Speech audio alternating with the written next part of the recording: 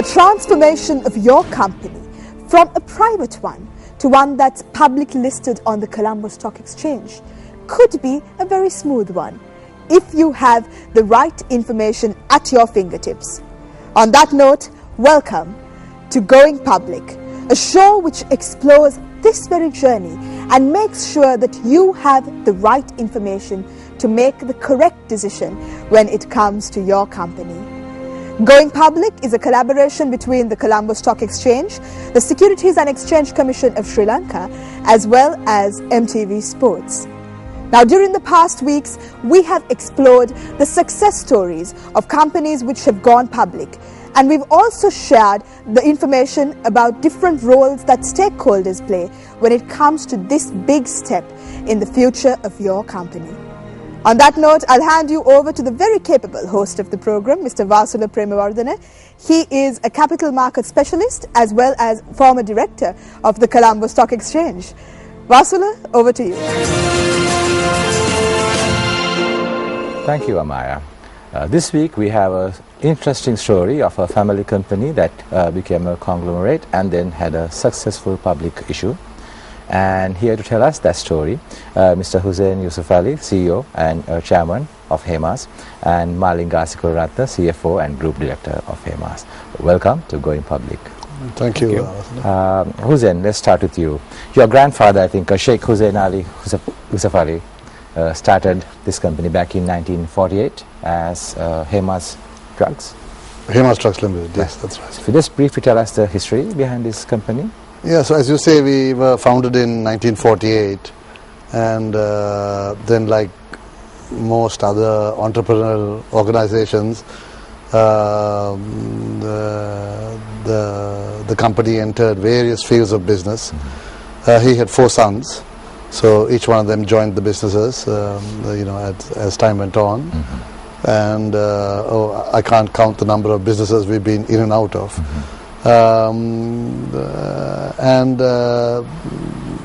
Over time, I think we settled on some areas where, obviously the company found to be its strengths.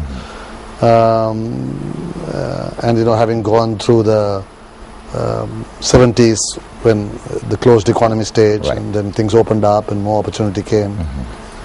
And then me and there are 4 of us in our generation in the business today, so we're the 3rd generation. And we joined the business in the late 70s, early 80s. And around early 90s, the company structured itself into a sort of a holding company and specific business enterprises. And as you know, 2003 we listed the company, and here we are today. So we get listed under the diversified as a diversified stock. Essentially, but I think to better describe what we do, on one hand we are involved in healthcare and personal care or consumer products, and on the other hand we are involved in hospitality and travel. Leisure, yeah. And of course we're involved also in areas like power and a few other areas which we club under a 3rd basket, as it were. Right. Today, revenues of what is it, 250 million? Yes, annual revenues of around $250 million, or roughly 30 billion rupees is the group revenue. Right. So a long way from where it started in 1948. That's right, long way. And yes.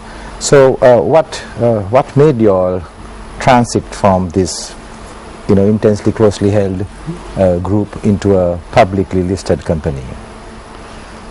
Yeah. So at the time, in the early 2000 or so it was, when the 2nd generation of the family was sort of passing the reins on to us, as we said, the 3rd generation. I mean, we got together and we asked ourselves, where do we want to take this company in the next 10 or 20 years? And one of the things that we said to ourselves is that we would like to stay together and not get into the trap that a lot of families get, where you sort of bifurcate in order, at some point in the family's history. So we said, yeah, we want to stay together, but obviously we want to build the pie, and also we want to have economic freedom at some point on for all of us. So that was one. The other part, of course, is we needed to raise money for our power project that we were getting into. So these were the drivers of us going public. So did you also try to consider any other forms of capital prior to your decision to listing? At that time, not really. I don't think the market was as sophisticated as it is now. So no, it was really the listing route. So this is a good story, because one side, of course, you wanted to raise capital, which is mostly why most people go and list their company. But secondly, you brought in an interesting aspect where, as a family company, you believe that you may actually have better structure and a longer, a future within and holding the company, but yet not losing control of it, because losing control was not a feature that you had to worry about, because most family companies, of course, the first thing they say is, they don't want to do this because somebody will come and take over the company. Yeah, sure. Right. So you had no fears of such. How did you all figure out that you will overcome that challenge? Well, I mean, first of all, it was pretty simple. At the time, we were giving out 20% of our stock. So, there was really no chance of anybody coming and taking over. Right. But I think the more important thing is that I think at that time and over these 10 or so years that we've been public, the family unity is a very important thing, and we have conversations going within the family which sort of says that this is something which we will nurture and pass on to future generations to come. So this kind of allows you to also to keep the company identity. You all remain on the board, is it? And how would this transition happen? You mean the transition from going forward? Family held, yes, going forward. Family held to a family, the orientation, kind of a brand image. No, clearly. I mean, from the time we were listed, at the time we listed in 2003, we were, executives in the company. We were directors on the boards of the subsidiary companies and the main company as well. And also we were shareholders. And oftentimes it was the shareholder hat that you wear least often. Right. And most of the time you're thinking as an executive. So we said one of the things we wanted to do was over time to draw a line between management and ownership. Right. And separation of management and so I guess over these 10 years, and it's taken that long, so we've made some progress in that area, and we was mostly getting out of management now, and we'll be focusing on ownership. Of course,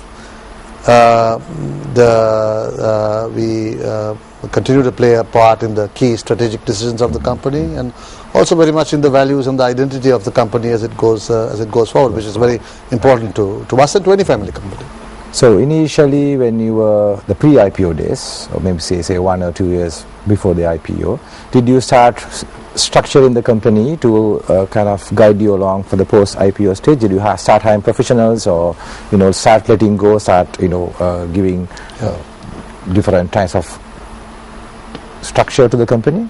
Yes, we did, but we were fortunate in that the type of businesses that we were in, like the FMCG business, like the healthcare business, already required you to compete with multinationals and other companies. So in terms of structuring processes and structuring systems and all that, and also getting good talent on board, we had achieved some degree of I would like to think that we were a professional company even before we went we listed. So from that point of view, and also we had a good financial governance system in place. So the transition wasn't that difficult for us. But yes, there are some things that we did have to do. We started having to get our affairs in order, and things like the board getting people on the board and other things. But by and large, it wasn't too painful a journey for us. So you had joined by this time the pre-IPO or post-IPO? Actually, I joined Hemas soon after Hemas went public. Right. So you're one of the first acquisitions. Yes. So when I got the opportunity of working at Hemas, it was probably 3 to 4 months after going public, and it was in the news. It was known as a high-profile organization. I guess because it had gone public, it was quite a big issue, I think, the time. Yes, it was known as a highly successful IPO. So all that was there, and it was very easy for me to get familiar with the organization. You were an analyst at that time, or a fund manager? I was a fund manager before joining Hemas. So apart from the fact that I liked the opportunity that was given to me at Hemas, the decision was also quite easy. So that's very interesting. So obviously before you wore the inside hat, you actually analyzed the company as a fund manager for the IPO, should we put our money in, or so on and so forth. Yes. So just going back to that day, how did you perceive Hemas, if you can remember? As an investment? As an investment. I think, we all at that time, at that organization, it was Eagle NDP, we all sort of subscribed to that issue. It was as a valuation, from a valuation perspective, we found it to be quite attractive, an attractive investment, and which was later proven to be true. And when it started trading, the issue price was 50 rupees. On the first day of trading, I think it went up to 100 rupees. So we were quite happy with our decision. Right. So Hussain, pre-IPO, the process, if you are going to guide anyone else who has a family concern, where did it begin and how did it evolve? The first thing I would like to say is, we probably left too much money on the table. Certainly, if it went up to 100, yes. I think the greater point there is that, when you're a family company and you're outside when you're not market savvy, as it were, oftentimes you don't realize the value of your company. And in this case, clearly, we thought we were valuing it fairly, but it turned out to be not that much the case. So certainly a hot issue. So a hot issue, yeah. Yes. So I think your question was, how did we prepare for going for IPO? Well, first of all, I think we spoke to several people, and to get us a sense of whether this is a journey we would like to do, and I think appraised ourselves of the benefits and the challenges. Yeah. It's time to go for a break. We'll be right back with Mr. Hussain Yusuf Ali, more on Hemas.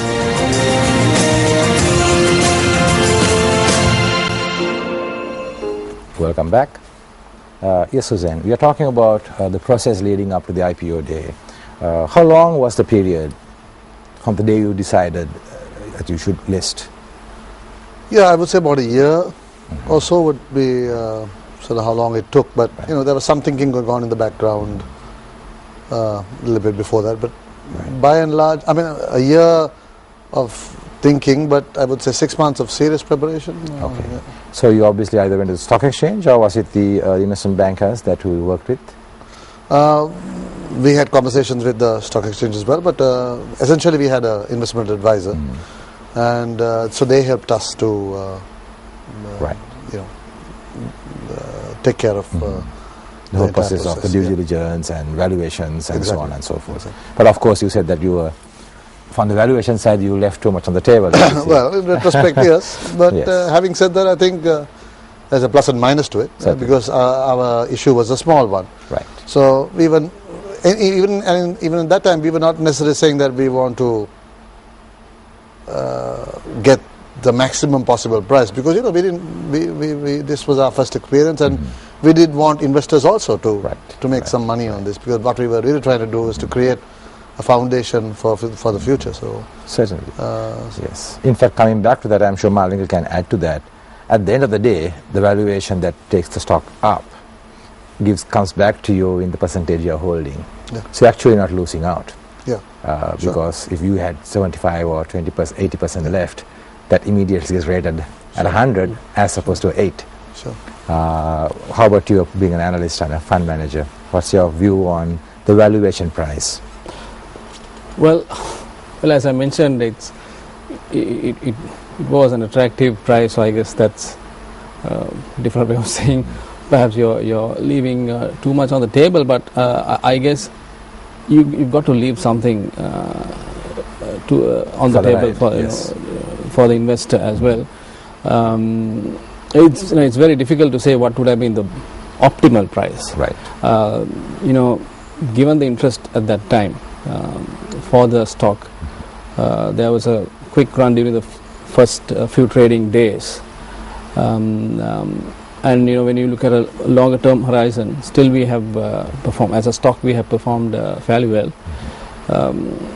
So I think given that the percentage that was floated in the market was 20%. I mean, I wouldn't say this was a sort of a extremely underpriced issue or anything like that. I would rather look at it more positively. Well, certainly. Yeah. Because I guess one of the questions that I guess everyone would be thinking is the valuation. What price should we come out of? That is the greatest $1 million question for the people who wants to list. Sometimes you're also divesting a bit of your shareholding, or sometimes it's completely IPO. So valuation question remains. So like I said, at the end of the day, if it's a family holding or you have pre-holdings, the valuation going higher is not quite relevant to the current holders, because it also, the whole sea lifts. But on IPO, of course, the company is trying to raise capital for funding purposes, so you want to maximize. And if I may, I think in addition to the price, I think one of the attractions in the stock was how we tried to position it, because and I still remember we had along with our investment advisors, we came out with a sort of a positioning which said about a hidden gem. Because at the time we were one of the few real consumer companies at the time which had our own brands. That's right. And I think that was picked up by the market, and Malinga will probably add more to that. And saying that here's a chance to really invest in a sort of a consumer play. Right. So, but yeah, so my point was it's really important, I think, when you're coming out to try to get across the uniqueness in your story. And so this was our unique story. And so you did road shows in Sri Lanka as well as abroad? no, we didn't go abroad. It was too small, the valuation. We went and met a few people. Road shows, or we just met a few people in institutions in Sri Lanka. But so the institutional holding at, I'm sure you might not remember it at this point. How was the institutional holding to the retailer holding at the IPO stage? I can't remember. You can. At current, how is it? Currently, there's a fair bit, say if you look at the public float of 28%, there's a fair bit of local institutional holdings, and perhaps under 5% foreign institutional holdings. And sometimes, that reduces the retail activity. Right. Because the large chunks are held by the institutions. But at the time there was a lot of interest by foreign institutions as well. It's just that when we did the allocation, we were keen to make it as broad-based as possible. So I think people just couldn't get their hands on what they wanted. Right. And did you subsequently come back at another point for secondary offerings and raise capital again? Yeah, we came back once into the market, 2005 or 2006 it was. 2 years after. Was it 2 years or 3 years? 2005, that was not a capital raising by the company. That was that's right. It was not a capital raising. It was earlier we had given 20% out. So either 2005, 2006, some period around that, we gave a further 7.5 or 8% out. Right. Because so we felt it was. So that was a little bit more. Yeah, and that exercise was really driven at bringing foreign institutions into the organization. Okay. Right, so that you actually had the opportunity you didn't give them the first time around, you kind of... That's right. We had a strategic purpose behind that because... Okay. The cultural transition, was there again from a family-held company and now it's public, you are more transparent, you have to answer to the public, you have investor relations person perhaps. How was the cultural change? How did it affect you all? The family members? Well, I think the biggest cultural change is the fact that, when you're a family business, you're sort of flying under the radar. Nobody knows you, you're not reported in the financial press or whatever, and you don't have to get out there and shout your story. I think that was the biggest, shall I say, for us at least, a sort of a challenge to deal with, because we were fairly low key and we're used to being like that. So yeah, I mean, just like we're on this media show today, right.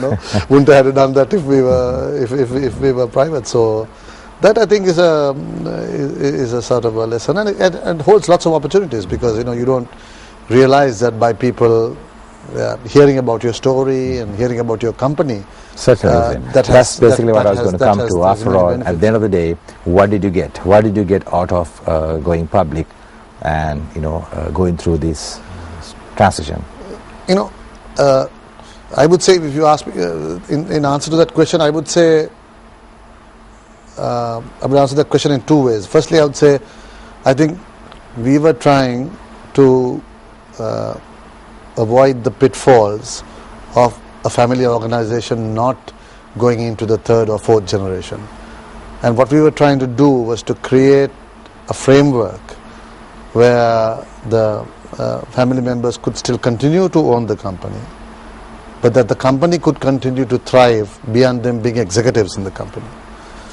So from that point of view, I think that was, I would say, something big that we were looking for, and I think that has held out. Right. We think we have created a platform that is good for the company, a foundation that will serve the company well, not just in the year or two after going public, but for the next 10 or even 50 years.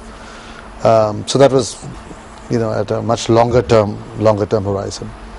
From what did we get? What did we get by going public? I mean, at a basic level, of course, we got capital to fund this venture that we were telling you about. I think we got recognition, global as well as local. Yeah.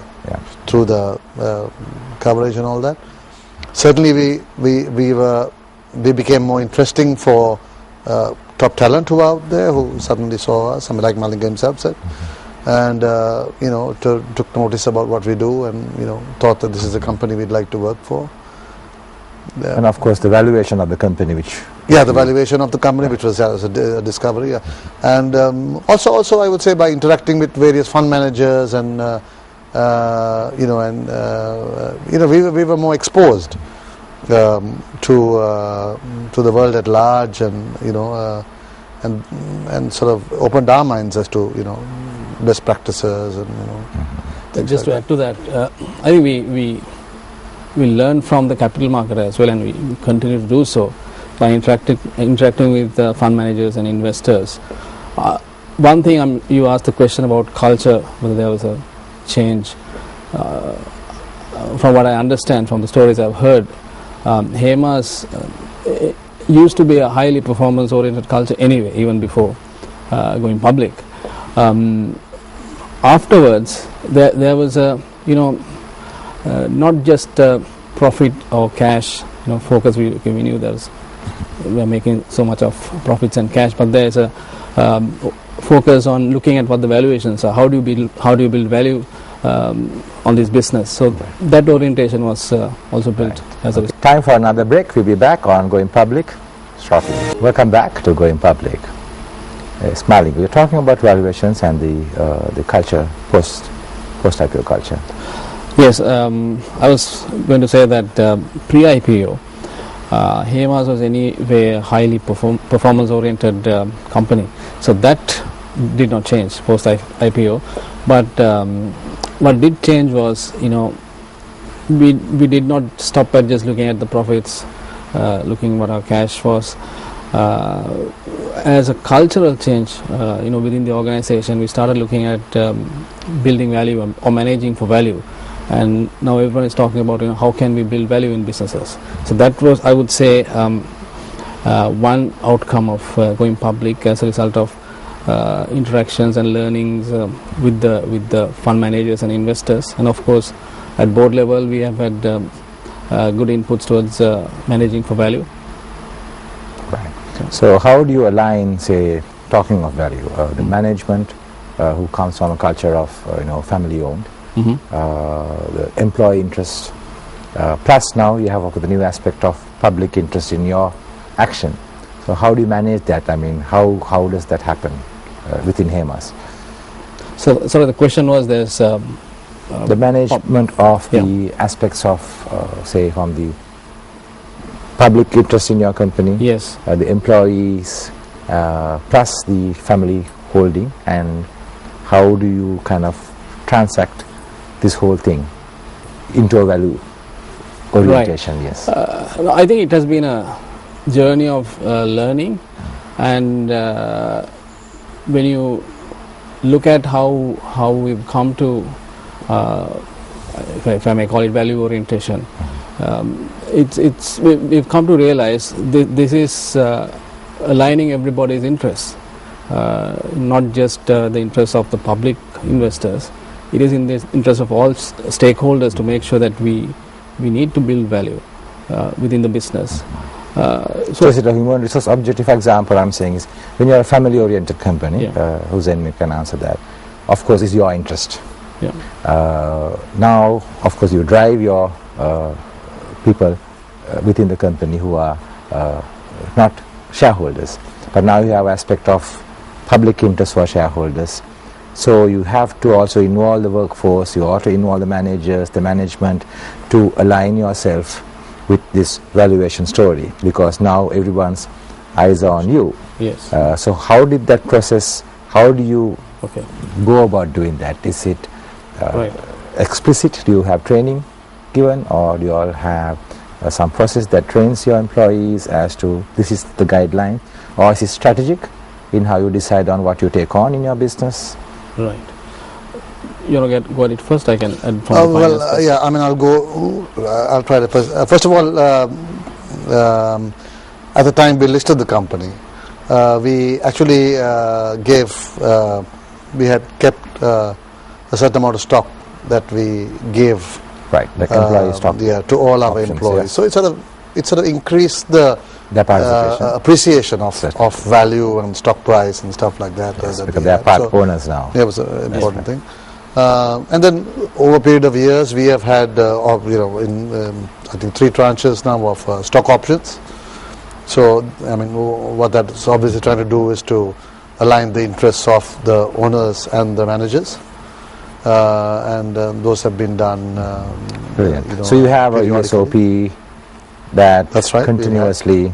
So this was not something that you did obviously prior to your IPO stage? No, obviously not, because it makes no sense when you don't have a listed price. So the valuation comes in and they have some reason to stay behind perhaps and increase value, and when they leave they have something that they can take, I mean, which is fantastic. That's what I was trying to find out, how you manage that, because the ESOP scheme is an interesting one. So what kind of percentage do you talk about when you say employees stake? I think we have given the 3 tranches, or we offered more than that. I mean, each year roughly we give out 1%. Right. But we've done probably 4 to 5 tranches, which is 4 to 5%. Right. So can you explain your ESOP for people who may not have heard of it? How does your employee stock options So the stock option plan is a 3-year plan, where the employee has to, once you're granted the ESOPs, you have to retain within the company for that period before you can benefit from that. Which is what, 1 year, 3 years? 3 years. It's a 3-year retention period.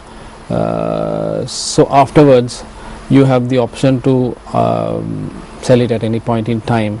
And it really depends on the exercise price Right. of the option Right. and the market price. So there have been some ESOP tranches which were highly successful and some which are not so successful. Depends on the market conditions as well. And you find this as an effective way to align employee interest with the company's own, certainly. I would say as a general comment, the ideal conditions would be if the stock is highly active in the secondary market. This would be highly effective. Right. So provided there's liquidity for them Yes. to exit. Yes. But of course you do have, somebody can get out with 500,000 shares without having an impact. 500 to 1,000. That's what I mean. Well, depends on Because the any I company guess- that has an IPO does so with I think at some point it was 15% of your company's free float had to be there. Now it's 25%. Yes. So the institutions might be holding 85% of that perhaps. And then you have that, Yes. 25% out there in the market. So you can still exit in small chunks, Small chunks. Correct. which most employees would probably be Yeah. holding. Excellent. We talked about investor relations. Yeah. How does Hemas react with the public? How does this exchange of information happen? Well, at a philosophical level, again, we try to be very transparent. We're not trying to sell them a story, and we try to explain to them as best as possible how the company is doing, what are, obviously there are certain information you can tell, certain things you can't. And as I was mentioning to you, Vaslu, a while back, we also try to obtain from investors, especially our foreign investors, Right. some perspectives that they may have by comparing, say, our FMCG business against a business in, India or Thailand or whatever. So you actually find that you get a input back from them, I suppose. It works both ways. Right. But on the on the more detailed aspects of it, I think they give good input to us on the business portfolio and how we should manage it, and also their input about the valuations and what things we should do to make sure the price reflect those values. To that extent, it's important that we are in a position to engage with So them at at that what level. stage you said the first, of course, when you did the IPO, you didn't allocate that much to the foreign institutions. Then as a secondary offer you did. Just out of curiosity, as Sri Lankan capital market is concerned, how much interest do you see where foreign investors have in companies such as yours that is listed in a local market? Oh, no, I think there's significant interest. We recently participated in the CSC forum in Singapore, and there's lots of interest, but we don't have that many shares. The liquidity, the liquidity is factor limited. is So that is a keeping them challenge out. that that we have, and we are hoping that as in time, as we grow, as the company expands, that will become more attractive to. Right. So in your view, what would this most attractive feature for a company to attract foreign institutional investors? What are the features that they are looking for? I would say there's, you can't paint them with the same brush. There are so many different types of institutional investors. Each one has their own angle. Good Some are governance very interested in our consumer brands part of it, and the fact that we are positioned well in the Sri Lankan market. So that's certainly an interest. Some have been positioned, at least in the earlier days when we were not investing so much, with our high return on equity. Some are attracted by the fact that we have a high level of governance in the company. Right. And the transparency. So. I guess governance definitely. We've seen in many foreign investors as one of the key requirements, and management capability, some investors, when they interact with us, they really ask some tough questions to understand how we look at the business, whether we really understand the business model, how we look at industry outlook, economic outlook. So they try to gauge management capability as well. And also I believe in our case, we've been quite frank with the investors, and that builds a certain degree of credibility which is important for them. Right. Okay, Maring, it's time for another break. We'll be back shortly with Hemas going public.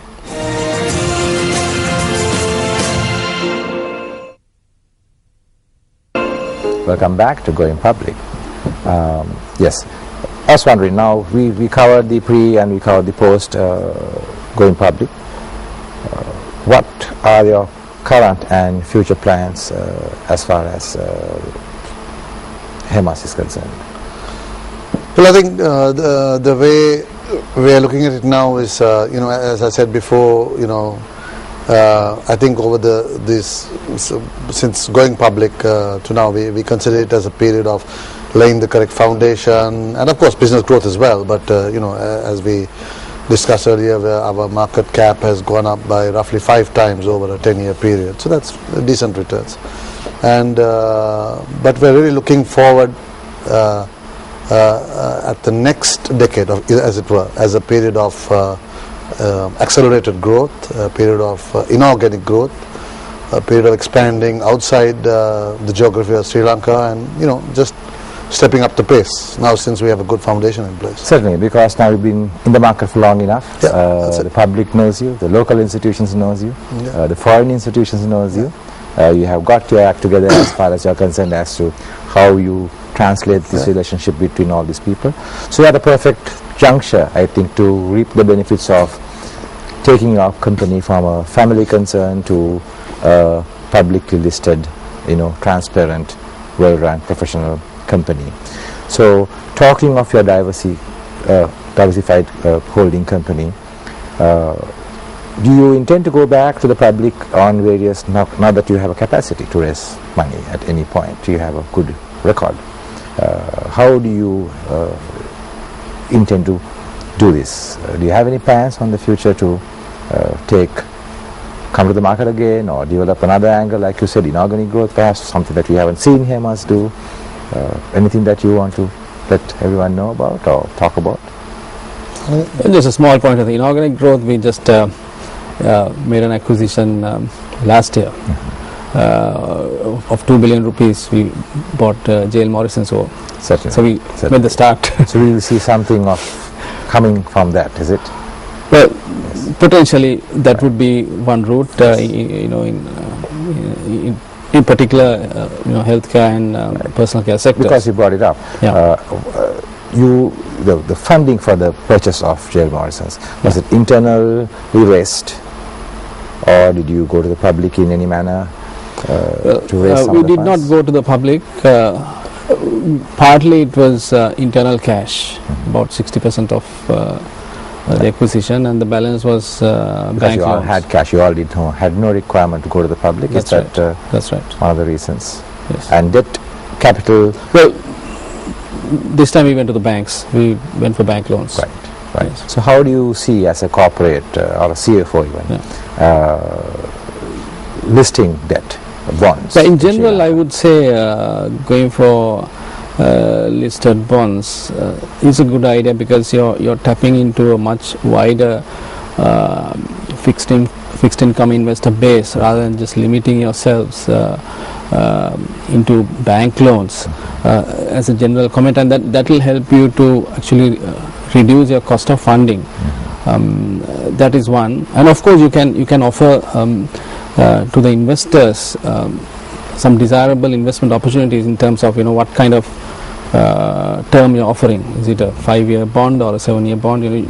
Depending on that, you have different types of investors. It can be. So do you think the market is ready for it? For example, now you yourself, you said a couple of, a short while ago, Yes. you went to the banks for, That's right. Yeah. as opposed to going to the market. Yes. Because you can come up with convertible issues, you can have bonds. Yeah. You probably might even get a rate that is lower than what you may get Yes. from a bank. So yes, whenever we look at this option, whenever there's a requirement for debt, we look at this option and then look at the pros and cons and make a call.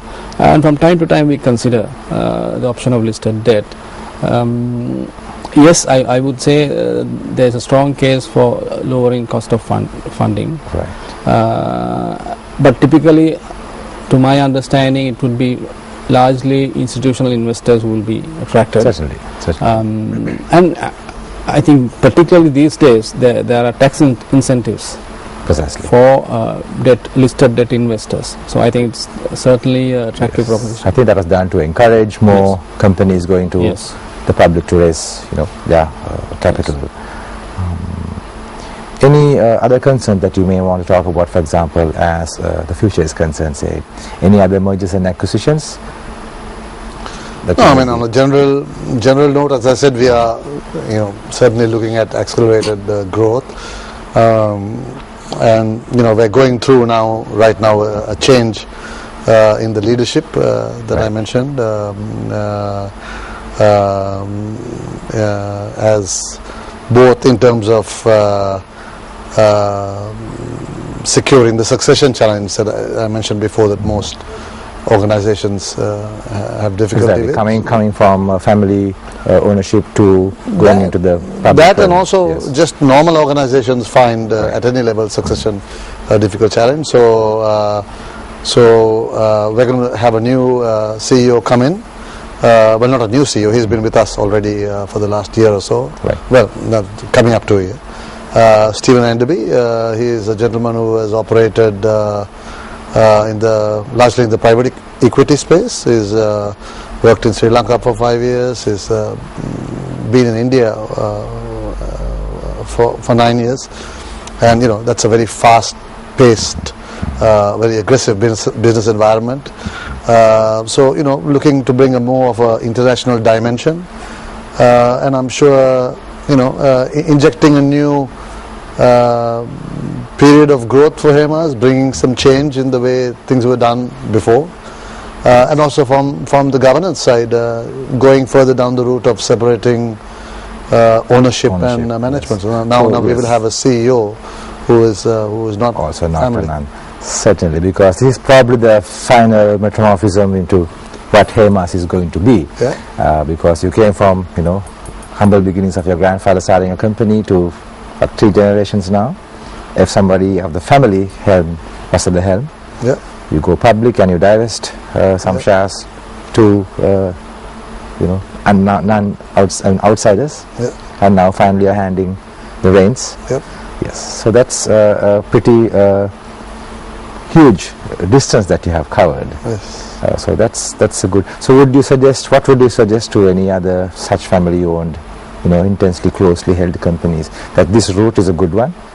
Oh, certainly. I think that, as I said before, by listing your company, it forces you to adopt certain governance, a certain transparency.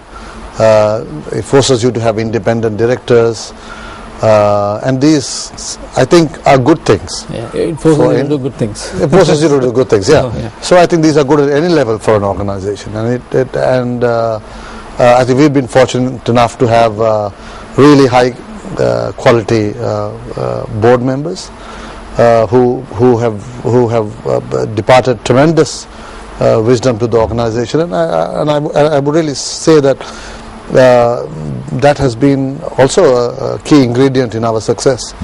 So it's been a privilege to have them on board, and I think we've benefited from all these things that we've seen in the listed environment. We spoke earlier about the fact that we are now better known, our brand is better known, we've been able to attract more people have been interested in our organization. We've had business partners who have come in and wanted to work with us because they are more comfortable working with a company that is listed. In today's environment, we've been able to adopt a code of governance and a code of ethics that I think is comfortable to so many of these partners. Right. And so we feel, yeah, 10 years hence we're pretty much in a much better place than we were That's 10 years ago, and we've, from the family side, we've had a chance to enjoy some of the benefits of this, and I think that's also an important thing. Another element of getting out for the family and letting the public shareholders come in, and also now you're talking about having non-family members also actually having very senior, in fact the helm of the company. Yeah. Which frees you up, as I said some time ago, sit in a yacht somewhere else and enjoy it. That's right. Malang, any final words? Well, yeah, I would say, as Hussain also mentioned, this the next step is actually getting into the next league in terms of governance, in terms of building value, in terms of becoming even more professional, and I think it's a case study for the Sri Lankan capital market. All right. Thank you, Zain. Thank you, Malinga. Thank you, Vasudha. And we'll be back next week with another interesting company featured in Going Public.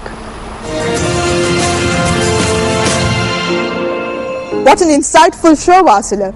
I'm sure you at home also learned a lot from the success story that is Hemas PLC. With that, we wrap up this week's edition of Going Public, but we'll see you next week as well with another great success story of a company which has gone public. So until we see you next week, take care and have a good day.